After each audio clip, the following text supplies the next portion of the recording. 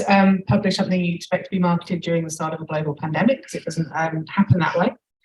So I started writing the book, I think in late 2017, I was approached, and I work at the University of Cambridge, and when I was approached to write the book, I had a somewhat unique job in that I, excuse me, I trained about 450 library staff across the university in research, sport and scholarly communication. So I was used to communicating this to a library audience, which I think was a unique job at the time that I was doing it. And I worked a lot with CILIP over the years. I'd done some training for them, and they approached me and asked if I would like to author a kind of, I get in trouble for calling it this, but an idiot's guide to scholarly communication, a simple, jargon-free guide that people could understand as they were new to this growing area. So that's kind of how I got involved. I was approached, it came completely out of the blue. I was quite surprised, but it came at a good time for me personally and professionally. I was looking for a project, and so that really fit in with what I was looking for. So that's how I got started. So Amy? Yeah, so with my book, it started out as a toolkit. So I've got a great love for data. Didn't do maths or anything at school. In fact, I finished in year 10. Like I did my GCSE a year earlier. It was like, see ya. That was enough for me. And yeah, I didn't like to the point. Basic maths started to become a bit of a struggle because it's been that long since I'd done any. But I worked a lot in my early career in charities and with Parliament. And in charities, if you want anything, you need to show why. So I started getting very involved in actually, like, can we dig into impacts? What data can we show to be able to get said funding or get said support? And that carried on into my library career. So I know I was entirely self-taught, but just had like a real desire to make sure we were using data to get the recognition, the funding, and the development that we need. So I developed a toolkit in one of my first management roles, because I started to realise that a lot of people just didn't have a lot of confidence around data or the skills to use it, or understand why we needed data as well and how it can impact decision making. So it started out as kind of a PDF that I used to send around and do sessions on, and it just carried on being developed. And then I was speaking at various conferences, and it was at ILI, so the Internet Librarian International. Facet were there, and I just mentioned it on the fly because I'd spoken to JISC, and they were saying maybe we could do it as like a publication on the website. And they were like, yeah, that sounds like a good book. And then I wrote a proposal within a month, and before you know it, I was getting the book written. So I did originally give myself 12 months to write it, which was cocky and stupid. It took me more than 12 months. But in the end, I was round just under a year after my original date. So it took in total from contract being signed to actually being published was 2 years in the end. Yeah, so this all started at a conference for me as well, but it's the other way around. So this was at Taxonomy Bootcamp London. It was the big reception after the first day, and I was walking around with wine and all great, and I got chatting to someone at the facet stall, and he was saying, we'd love to do a book about taxonomies. We think it's an underserved area, and it is, because it is quite specialist, and because it kind of doesn't really fit in, or rather it fits into lots of different places. It fits into digital, web, there's a bit of sort of search and SEO, fits into digital asset management, fits into information retrieval, and of course it's come out of the library kind of world, and taxonomy's been around for millennia essentially. There isn't really a corpus of literature, and there aren't that many books, and so that had been identified as a need. And because I'd had a few glasses of wine, I said, yeah, go on then, let's have a talk about it. Because I never would have considered that particularly. I think I'm starting with a lower base than you guys. You were already doing a lot of that stuff, and obviously I'm doing training and supporting clients, but you already had toolkits, resources and stuff like that. So that's kind of how it started. And I think I worked out pretty early on I didn't want to write the whole thing, and I think that was the right call. So I decided to work with lots and lots of really fantastic people. We're probably moving on to sort of nuts and bolts of that, so I don't want to overstep that, but I'd say probably in total it's about an 18-month journey, if you like, from kind of signing contracts and getting everything done. Or maybe I've just forgotten the timelines because of the global lockdown. I'm embarrassed to admit how long it took me. Like Amy, I was a bit, coffee, when I said it would be about a year. And yeah, it wasn't. It was closer to 2 years, I think, because, you know, life happens, things happen along the way. And I think I might as well mention it now. That would be one of my top tips if you do decide to do something similar, was build in extra time, because you will need it, even if it's just to have a weekend off. Because as much as the process is fun and interesting and intellectually challenging, there will be times where you're sick of the sight of it. So you do need to build in some time to just like be away from it for a little while. I do just want to pick up on something I think we sort of started to talk about, and that's the actual proposal document. Now, I know every publisher will be slightly different, but we, I think, all had to fill in a proposal document, which sometimes surprises people when I tell them that I was approached to write the book, but I had to still put in a proposal. But I actually found it quite a valuable experience in forcing me to think about what the niche for the title was, how I would approach things, who the audience was. So I don't know if you two had any thoughts you wanted to share on that. Yeah, no, it definitely helps kind of coalesce a lot of my thoughts, because it starts out from, oh, let's do a book about taxonomies, but what do you actually mean by that? There's already a very good book in my field called The Accidental Taxonomist, and I was really keen not to replicate that because it's excellent and comprehensive. So yeah, it did help firm up things, and then it got reviewed by external people, and that was super helpful as well, because they spotted things that I had missed or corrections I could maybe consider. So yeah, that's super helpful. And also, you know, the publisher's taking on some sort of commercial risk. If you want to put out anything, self-publish on Kindle. But if you want to do something really good that's really valuable to your community, work with a publisher. Yeah, I completely agree. My proposal document was what kind of, I'd had like this idea for so long, but then when you start writing it down, you're like, is this a full book? Like, what is the audience? Because I mean, the facet one breaks it down into kind of like, yeah, who are you aiming this at? What else is in the market already? So it makes you do that research as well, because I mean, I honestly think if you've got something that you're going and speaking at conferences about, or that you know people are asking you about, there's probably a book there, but it's trying to distill that into something that's not going to make, well, the, you know, when you go to writing it, that you know you've got a direction and a journey that you're taking within that.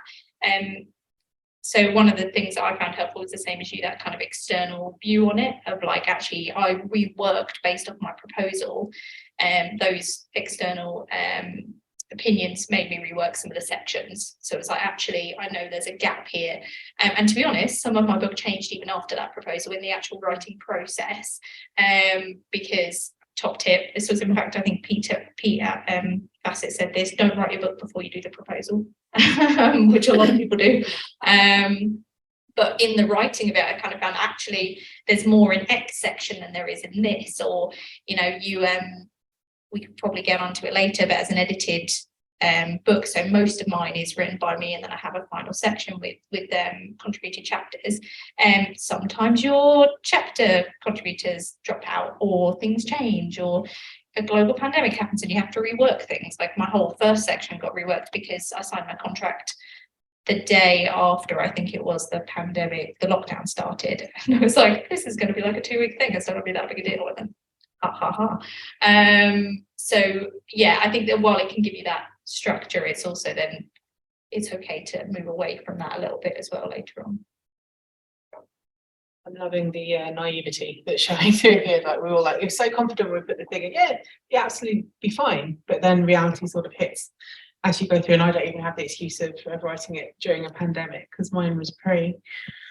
I think we sort of touched on this a little bit, but we've talked about, you know, how do you know where to start and what to put in to a book? But how do you know what to leave out? Where do you stop? You know, how do you make that decision? I based mine mostly around the training that I gave at Cambridge, which was fine as a structure, but I also had to really challenge myself that this is the way that Cambridge does these things. These are things that we need to know about. Not every institution is like Cambridge, right? Yeah, it's probably a good thing. But you know, just because one university needs to know how this particular thing works, does that have wider appeal? And I needed to kind of reframe that in my mind. So I wondered if there were things that you felt that you had to leave out. Yeah, because I had to set really clear boundaries. I mean, mostly because I was working with 17 other people, but also just my own sanity. We could have gone so much further. There were lots of topics that I could have happily added.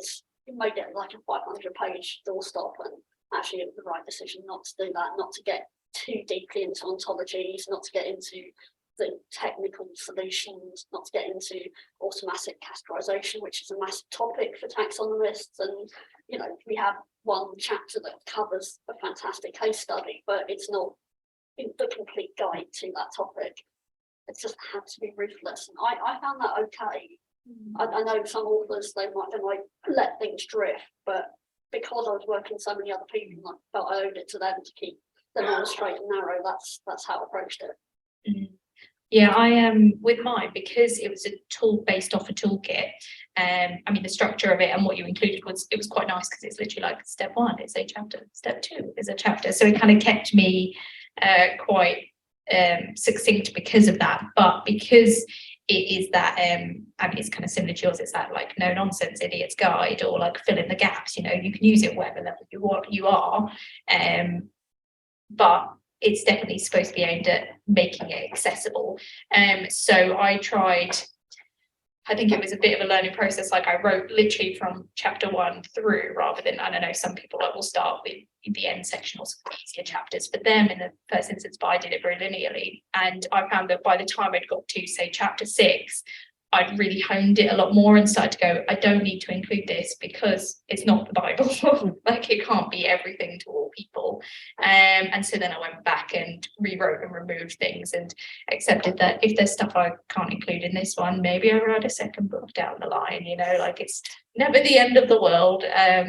But it was kind of constantly trying to think, if I was getting bored reading my chapter, the people reading are going to get bored. So that's kind of how I used my gauge on it. Yeah, I was slightly different. I tended to write the chapters as I was kind of feeling them. So if I was in the mood to write about publishing that week, I did the publishing bit. If I was in the mood to talk about data management, and it was completely random. And I can't remember which one I left at the metrics chapter. That was the one I left till last. And I wasn't that familiar with metrics at the time, but actually it forced me to become more familiar with it. I knew about them, but not in a way I felt confident enough to write about. But actually that was a really good learning opportunity for me to take that on board.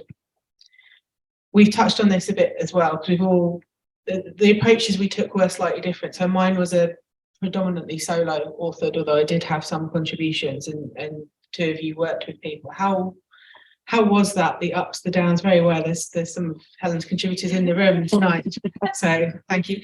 But perhaps concentrate on the ups. But you know, what were the challenges and the positives of that approach? I think for me, writing it by myself, it was quite a lonely experience at times, not having anyone to talk to about it and not having anyone to bounce the ideas on. But I could, to some extent, do what I wanted and work to my own timescales. But there is a balance with that. Yeah, I had the kind of halfway house, I think. So like I said, about 2/3 of mine, just over 2/3 is written by me, and then the last section is written by, I had 5 contributors who each wrote a chapter. It was harder to do that element than writing the rest of the book. Writing the rest of the book didn't actually take me very long. I think I wrote the whole first draft in maybe a month and a half. Which just for me, because like it's written in a way, to be clear, like it's very much how I speak. So it wasn't like hard to formulate. I was like, imagine I'm just telling someone about it. Like it wasn't difficult to get that on the page. Whereas obviously I think articulating stuff in a more academic tone than what you speak as might be a lot harder. But yeah, the writing of it didn't take me very long. But the helping people formulate what goes into that chapter, bringing together different people with different life situations. I was saying earlier on, a lot of my contributors, we had someone who was on maternity leave writing her chapter. Amazing, literally a brand new baby, and she's writing a chapter for a book. Someone else whose kids were moving into their own beds for the first time out of a cot, and so having to get up at 2 a.m. and put them back to bed, and twins as well. We had someone else with health issues, so they all had so much going on. I definitely found a lot of it was supporting people to be able to do that and not expecting too much from them, and accepting that actually we've all got, as you said, life kind of happening as well. Like, yes, the chapter is important to me, but also it's going to be better to wait 3 months and get the chapter that's right for them, and that's going to benefit the book more than me saying hardline, no, we need it by X date. But I mean, I was very lucky, like my contributors were all strong writers and stuff. Like, a lot of the hard part was making it coherent, and I don't know if you found that with your book, but having a kind of clear voice when my voice in my book is very strong. It's like very informal and stuff, and that we've then got some people that are quite academic. So one of the contributors, Leo, is an academic, and so it has a very different tone. So how do you bring all those things together? That took the majority of my time, actually. Interesting, so I picked my sort of super squad of taxonomy people that I wanted to write the chapters, some who were in the room, and luckily they all said yes. And I think the thing that was the real challenge was not them, it was just the project management. It was keeping track of 16 chapters. I had spreadsheets coming out my ears. I had, colour coding on the spreadsheets for how far things were and what stage people were at, had they signed all the paperwork. And actually working with people was fantastic because it was lockdown. I didn't really have any of my usual events and social life people to talk to, so the timing was really good. I was really miserable in lockdown because I was just at home all the time, working, but at least having the meetings and getting used to people's working style. Some people want you to check in with them every 2 weeks. Some people are just like, leave me alone for a couple of months, then I'll come back to you or something. So just trying to trust that people do that, making sure they were okay, and if something came up in their life, I'd be like, that's fine, leave it for a bit. And very much respecting that everybody was going through something, and then in their personal lives as well. But actually it was really enjoyable because we would chat a lot, and that's what kept the tone and the coherence in it. It wasn't just send me something, I'll have a look at it. We worked on stuff together, and some people wanted me to read 3 drafts, and I was really happy to do that. So it did add to my workload, but I think it made a better product in the end. And then I wrote my bit at the very end, at the very, very last minute. I needed to do my introduction. I've all along said I need to do it, and it was only when I actually read everybody else's contribution that I can actually do that. It's interesting that you mentioned project management, I think, as a skill, because I've been sort of reflecting over the past couple of days what skills you develop and what you use when you're writing. And obviously there's the kind of the communication aspect of it. I found it was communicating in a very different way than I normally would have done, because it was for a different audience. It was a slightly different tone. But I was almost project managing myself in a way. And I think I've never actually thought about it that way before. And that's just sort of clicked something in my brain as something I can say I got out of it now. Another skill I got out of it was that I work with the research community. It does help to be able to say you have been through the formal publication process, so you understand a bit of what it's like. And I'm sort of ashamed to say in training sessions I do slip it in, when I wrote my book, and you can see them sort of perk up like this. And I do slip it in occasionally. But I'd love to know that you've written the book. Yeah. Especially in your fields, and as a consultant, it's a great tool. I love to tell people as well. Yeah. Like, my book. Yeah. That biscuit as well. Yeah. We're very impressed with the biscuits. So we can't get over the biscuits. So we've talked a lot about kind of the before and the during. What about the after? Because I was sort of under a false impression that you handed the thing in and that was it, and you never saw it again until it was published, and that was it. Yeah, I can see you two laughing out the corner of my eye. But actually there was so much work after the actual hand-in date that I hadn't appreciated. And I didn't know if you two wanted to sort of reflect on that a bit. No, you go first. Yeah, so my husband worked in publishing for a long time, so I had a rough idea of what the kind of end-to-end process was. So the main things for me were, because I did a whole round of editing with all the authors, and then we had a round with the publishers as well, and just making sure that the editors understood where we were trying to go with it, and what was personality and what was not clear enough. And that took a lot of headspace, just making sure it wasn't over edited or under edited. And then making sure the index was useful, because I like book indexes anyway, and for a book about taxonomies you want that to be really, really strong. People want to be able to dip into that book. But yeah, that was a long old time, and it really did drag, even though the process moved as well as it could have done, and everybody did great, and all my authors were great. But yeah, it's a long old slog. Yeah, the editing was the hardest bit for me. I mean, I mentioned it with my contributors, but when I say I spent the whole more time on that element, it wasn't just contributing stuff, it was my stuff. In fact, working on their stuff was easier, because I was like, oh, this is interesting, I love how they've written this, etc., etc. Where I was reading my items, and I hated it. It was the worst part of the and I did not appreciate how hard it is to read 150 pages of your own writing over and over again. You stop seeing it. You do. And my poor husband has long suffering. He had to read, he's read every one of my essays and theses for, master degrees, etc., etc. He read this book so many times, because it got to a point where I was just like, I don't care. Now I've got enough distance. I'm like, I care about it again. Yeah. I'm so glad I did this. But I think there's definitely something to work in as far as time goes. And we were talking earlier on about you can do it in a year. Yes, you might be able to write in a year. You might in theory be able to edit in a year, but will you be able to give it the headspace it needs within that time when you've been so close to it? What I ended up doing, in fact, was I had about 3 months where I just stepped away. I said, I need a break. I can't do this anymore. Actually, it's been so full on, and spending every evening kind of looking at it and trying to reach a deadline. And that was the best thing that I could have done, because suddenly you go back and you're like, oh yeah, this is good. Well, it's worth the time that I put in. But it was definitely, I thank God for the Facet editors being very patient. But even that, we were talking yesterday, weren't we, Helen? There's opinion in there as well. So you need to be able to kind of have enough headspace and be reading and critical about the ideas that they've come back with, and critical about what you put in, because it might have been 6 months ago, it might have been a year ago. And it's definitely a hard part of the process that you need to be prepared for, and it's worth going through it for, but it's a lot. I think this is something that strikes me about writing as somebody who is a practitioner as well, as opposed to an academic. And this may not be true, but I think sometimes if you're doing academic research, you can somewhat distance yourself from it as a research project. If you're writing about what you do all day, there is no escape. So if you have had a bad day at the office and you come home, you're like, I've got to write about this now, and it's the last thing I want to think about.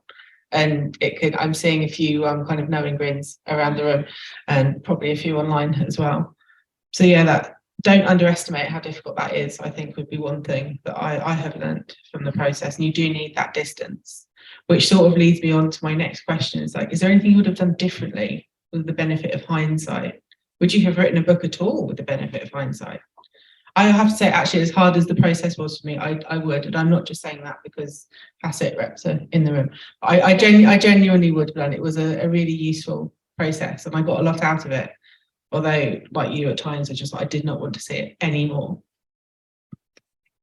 Yeah, I mean, I would 100% do it again. There was the editing I found hard, but it was worth. I loved the writing of it. I really loved getting this product out of it and actually really fleshing out my ideas, because, as I said, I was delivering this as workshops and conference sessions in various forms. I was kind of, going around different places, and it's writing the book that's what made it into something genuinely useful and good, I think.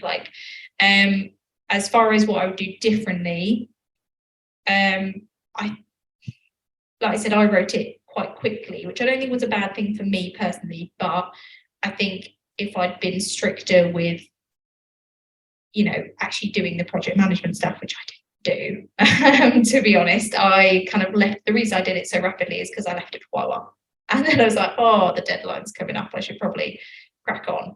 And then it was most evenings, most weekends doing that. So I think I would plan much more efficiently, my time, and get other people in earlier to start looking at stuff. That's something that it very quickly, you're coming towards the end of your publication and you need people to be able to read it, and you might get like I got feedback right at the end of like, this particular chapter couldn't use a rework, and I was like, oh god, we've gone through the editing stage, and I completely see what you're saying. So I think get some people on early, like really early on, to be giving you that ongoing feedback on it, because if you know, say you've got that 1 to 2 years process, it will be gone in no time. So even I think at that proposal stage, I think it's where you should have some of those key people with you. I don't know if I'd do anything differently, because it did turn out okay. I'd not do it in a global pandemic, but can't really control that. I don't know, because I didn't have so much of that headspace of trying to write myself. Maybe I would have pushed out the timescales a little bit, because I did feel like sometimes I was having to put pressure on people as nicely as I could, because I wanted to move things along. But it kind of worked okay. A question I get asked a lot when I tell people about the book, and I was like you, I said it's going to take roughly a year, and yeah, it became apparent quite early on that wasn't going to happen. But they're like, but how did you get the courage to tell people, tell your editor? It's like, it was fine as long as I told them early enough in the process and I was honest about it, and I didn't like do it every week. They were okay with it. But Amy looks like she wants to say something. I'm going to be honest, I did not tell them early enough that I needed an extension. Sometimes that happens. I was not the good author. I felt very bad for Michelle, who did all my editing. I'm seeing Bassett in the corner going like, oh. She hates you. But no, so again, it's kind of a life gets in the way thing. Like we had some big life changes at home happening, and yeah, it just became one of those lower priorities at the time. But what I will say is, even with me doing the bad thing and leaving it till the last minute to say I ain't going to get this done, it was okay, and Facet were amazing, and we got the extension, we still got it published, with all the good things are happening from it. So even if you get to that point and it's not necessary, you're maybe not coping as well as you want, mental health maybe might be getting in the way, whatever it is, it's okay. None of this stuff is gonna date that quickly. It's not like you're writing the biography of Liz Truss. Yeah.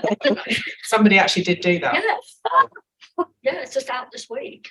I feel quite bad for them, but a few weeks or months is not that bad. My husband worked on a book that was 10 years late, so you taking a few more months because stuff's happening in your life, nothing. I will say, if you're doing a book about scholarly communication and open access funders in Europe band together to introduce a massive open access policy, the week you have finished writing your open access chapter, I know I said a very bad word, and you had to go back and like add it in. And there are things that will date, and you do sort of have to bear that in mind, that it's a capture of the time when you wrote it, but you just have to sort of plan for that as you go through it. And if, like me, there was a big development, I did have to add it in. But then I did lots of kind of links out to information as well, rather than try and rewrite everything at the last minute. So I think...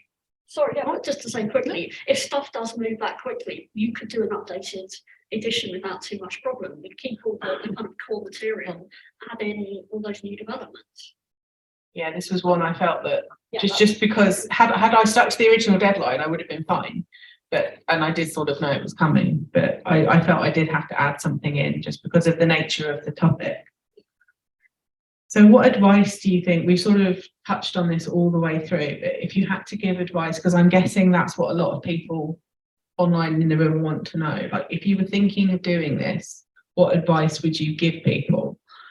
I would say definitely do it if it's something you're passionate about. But this is the same advice I give to people who are thinking about studying or doing a PhD or something like that. You have to want to do it. You have to have, I had my own motivations, personal and professional, for doing it. And it was kind of my sanity project for a time, and it really helped. But I think you have to you really do want to do it, rather than just think it would be a nice thing to have on a CV. Yeah, that's exactly what I was going to say. If you just want the line on your CV that says I've written the book, then it just won't happen. It won't be a good product. Yeah, completely agree. I think I would definitely say, as a lot of people I've spoken to have that, and that I have seen at conferences that I know very well at work, and will say, I just don't have, enough expertise to write a book, or I don't, have enough to put in there.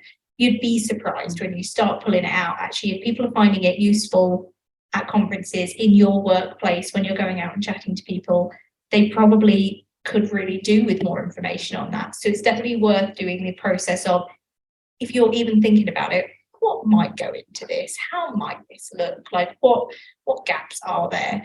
And then, like, in the actual process of it, I think just surround yourself with a couple of people that understand and can help, because even if it's not, they're not contributing and writing to it, having other people that you can talk to about it, or that can, read through paragraphs for you and say, yeah, this makes sense, or no, this doesn't make sense, or whatever. So you're not so alone. I mean, if you're doing an edited book, I imagine that can help with some of that. But if you're writing it yourself, having people feed in and give you genuine criticism and a shoulder to kind of sob into when you've had a really hard, morning writing or whatever it is, or you just can't get that concept, it makes the world a difference.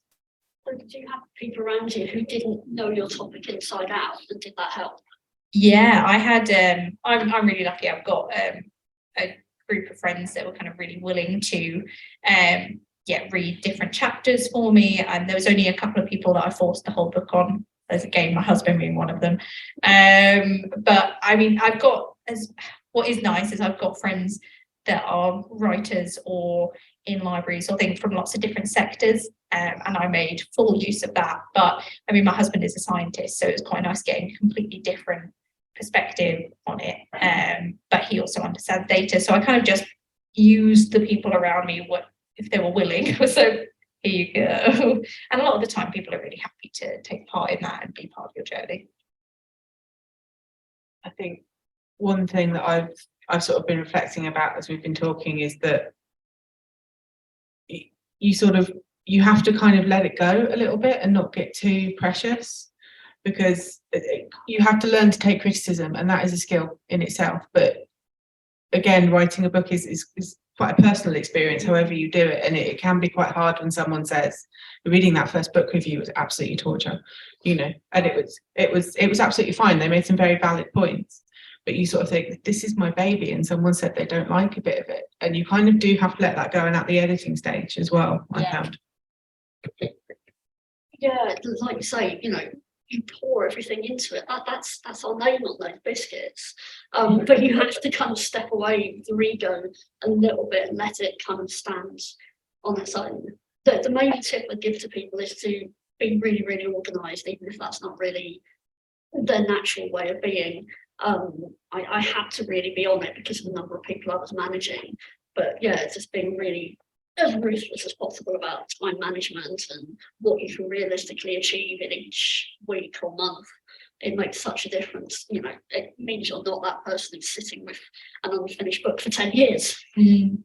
I mean, on the letting it go and reviews coming out, that's one of the things that almost stopped me from writing a book, was that I was not sure if I could handle the idea of it getting out there, because imposter syndrome, because women and in leadership, and you never think you're good enough.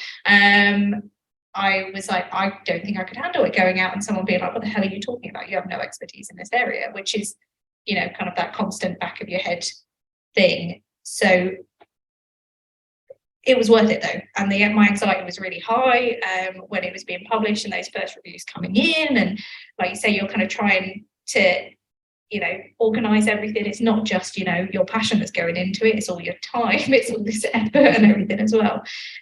But actually it's okay if a couple of people disagree or don't like your tone. Like I said, mine is very informal, that it's not for everyone, and it's been quite good, I would say, like for myself, process to be able to go, do you know what, this is a little piece of me though, and that's not going to be for all the people, and that's okay.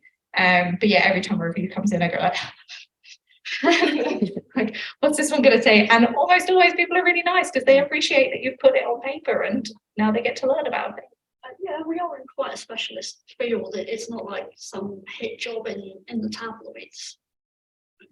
Yeah, but exactly. So if someone's being mean, you can kind of usually find them on Twitter. And but no, people are generally actually really nice about it. And if you've got that imposter syndrome floating, I would say talk to other people that have put books out because we've all had it for sure. Yeah, and actually a little bit of imposter syndrome is a little bit of doubt actually is not a bad thing. It will drive you to make it better. Would you rather be us or would you rather be Elon Musk? That may be a good point at which to end the discussion. I was going to say that I think the worst part about writing a book is knowing that someone is going to read it at the end, but also that is why you do it. Yeah. So at this point, I'm going to open it up for any questions. Do we have any in the room? Maybe people will be able to hear me. You can use the mic or I can repeat. It's entirely up to you. Okay. That's fine. Thank you very much. It's very enlightening discussion. But obviously, a lot of success depends on the relationship with your editor. Helen was doing a lot of editing of other people's work, but then at some point, Facet comes in with the editor's skills. I would just be more interested in that collaborative process, particularly how early the editor gets involved and the advantages to having the editor involved maybe earlier in the process than later. So for the benefit of people online, the question was about the relationship between the editor and the author and how that works, especially timing wise. Now, I work best when people are quite hands off, and I think my editor respected that. They were there when I needed them. We did actually change editors during the time I was writing. I found it useful to know they were always at the end of an email if I needed any help. But just my own process, I kind of wrote the thing and then put it out, and then we had a dialogue. But that was just how I worked. I don't know if you two did it differently. Generally, I did the same. I did send some chapters over if there were sections I wasn't sure how it was reading and everything. I found it really helpful to just have someone at the publisher that could go like, yes, this reads okay. Like, no, this isn't bad.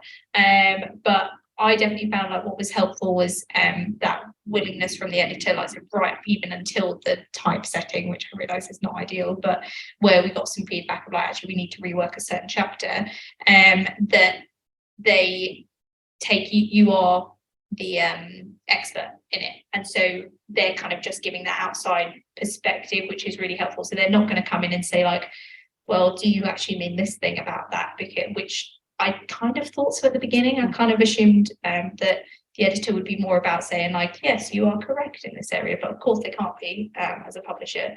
But having that person that can kind of take that overall view and make sure that there isn't any contradictory language or that it does make sense in the flow and everything was really useful. So yeah, I would say I had quite more of a hands-on relationship with my editor.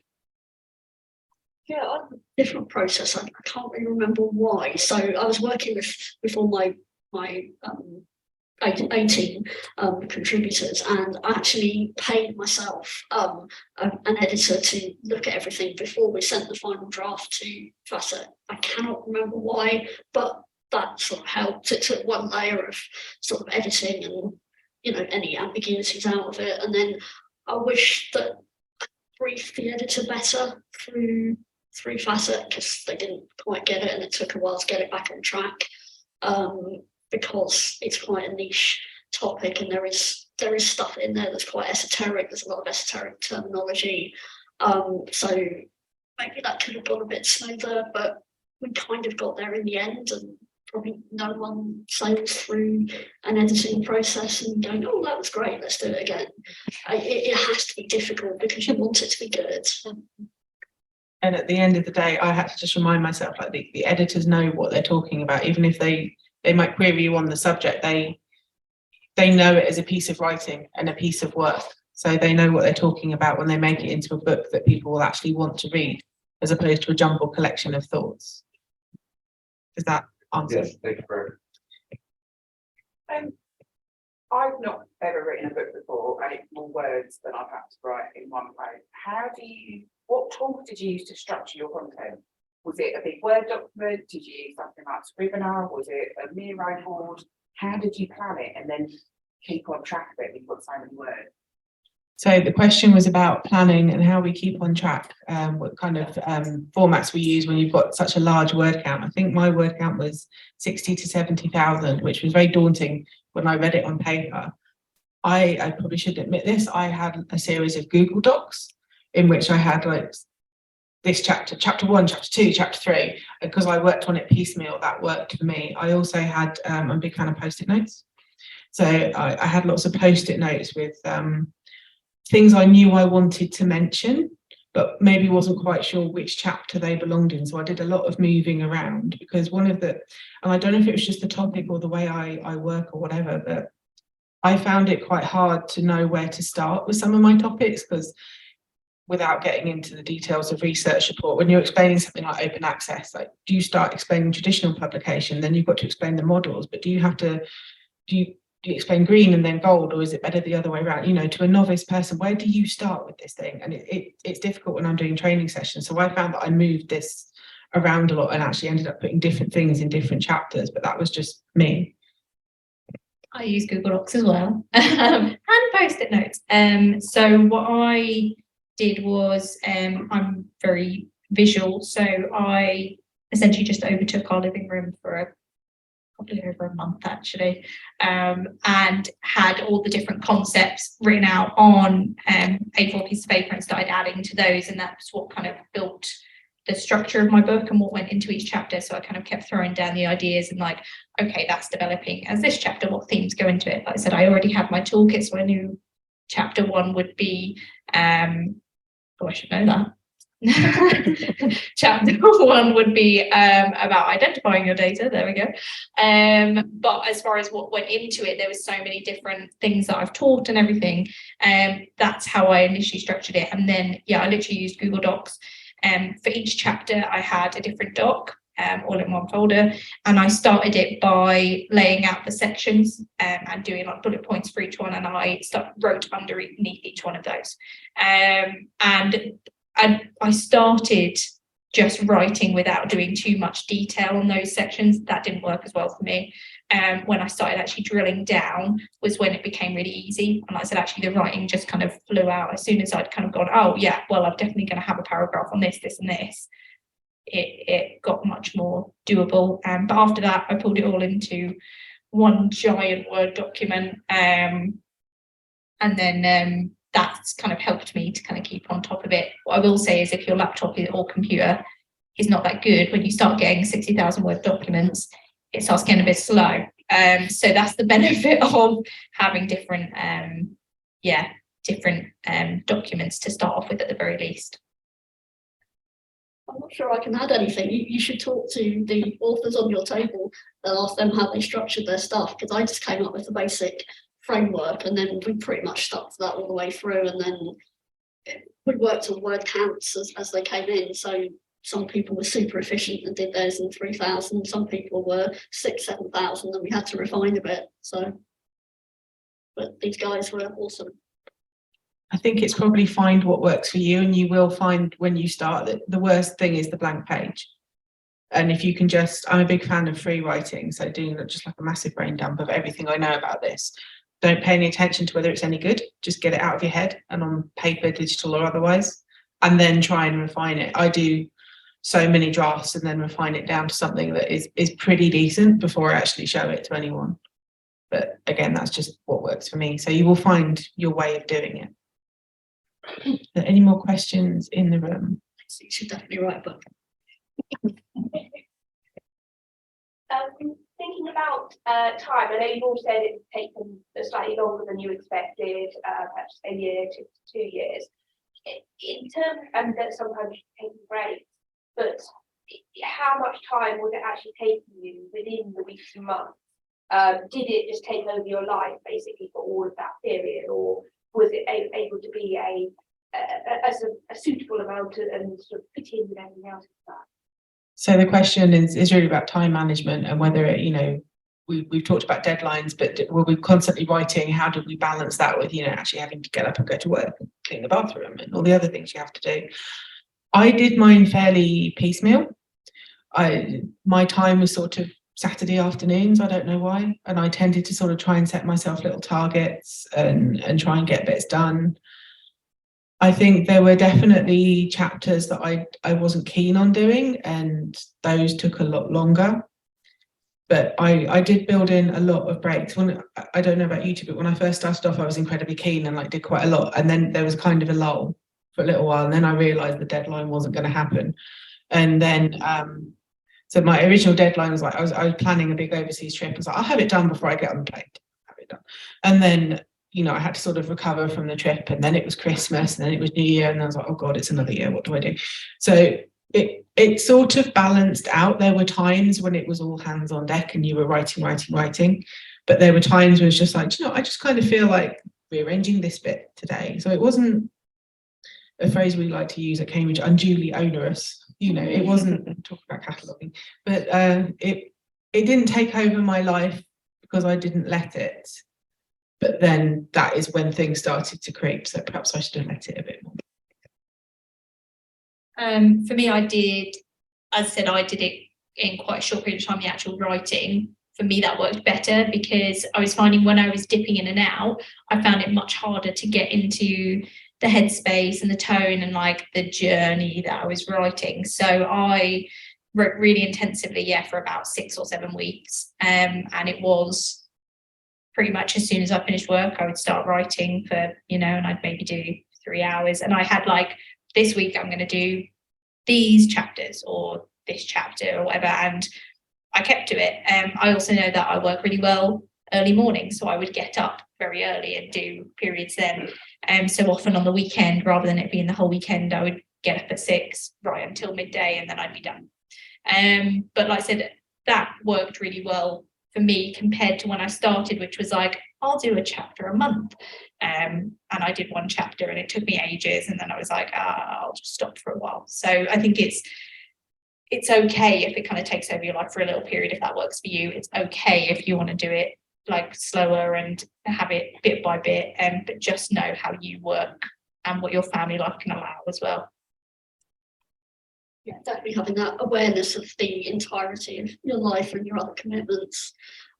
Yeah, so for me, I was busy sort of working full time for a client on the west coast of America. So that meant that in the mornings, no one was hassling me. So I had a bit more time to do the meetings or do the thinking or editing or looking at that sort of stuff.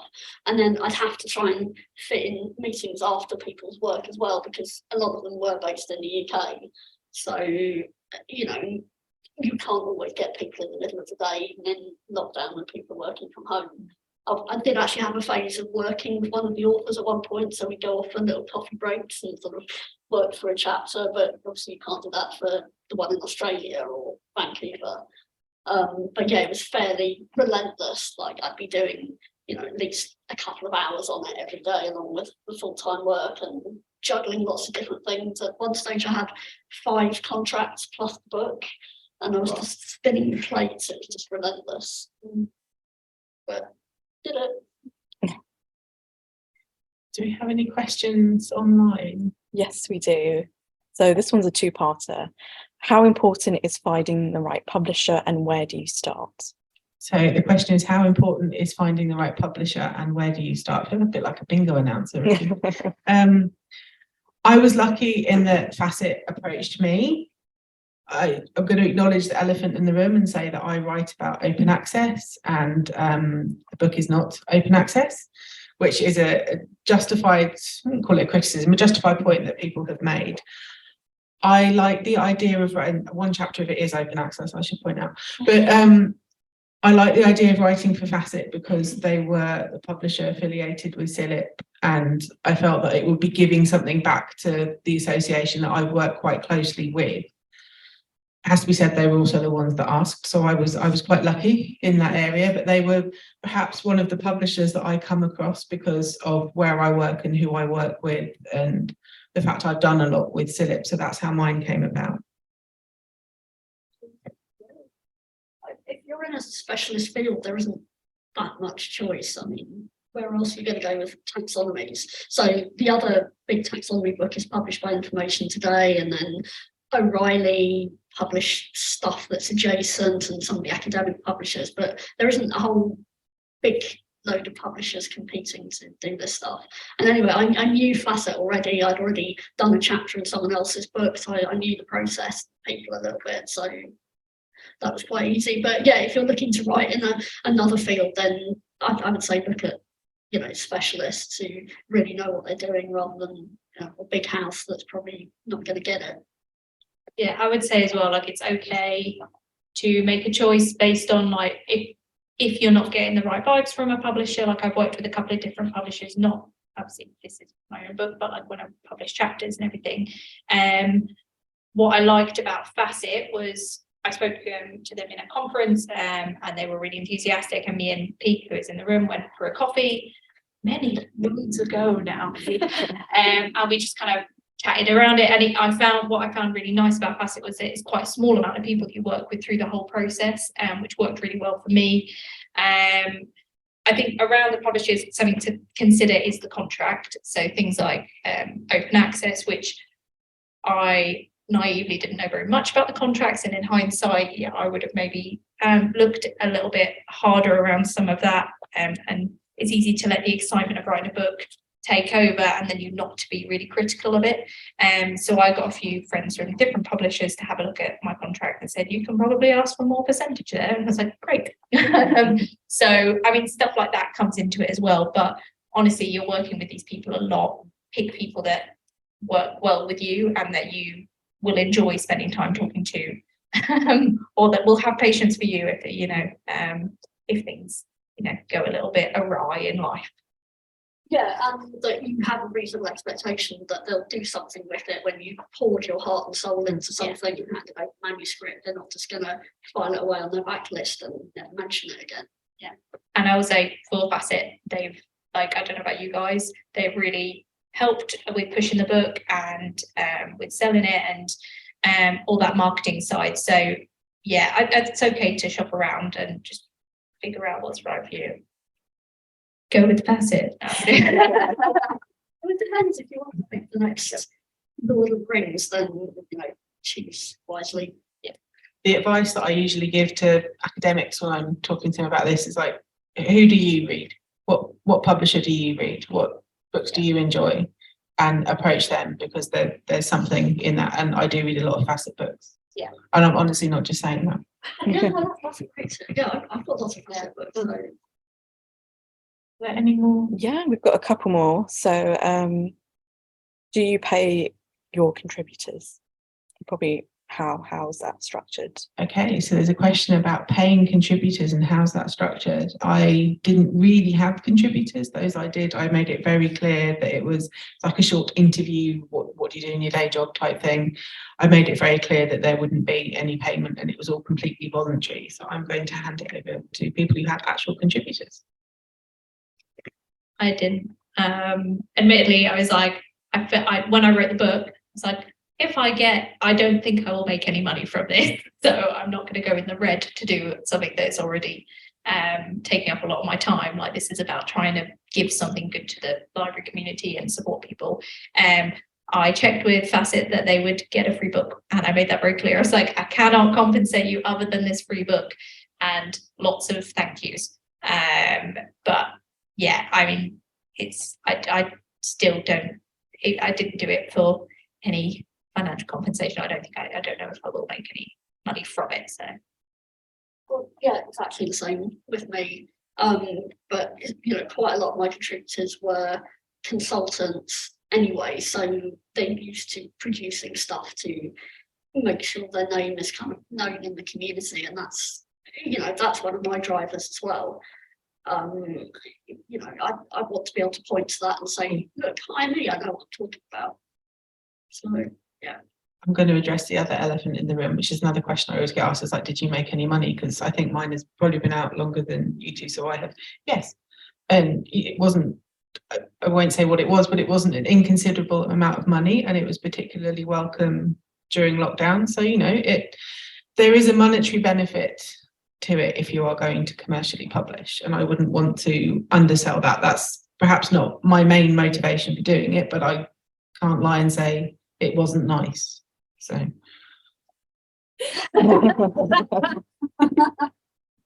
And of course, there's all these film rights to look forward to. oh yes, the film rights. Who's going to play you, Jonathan?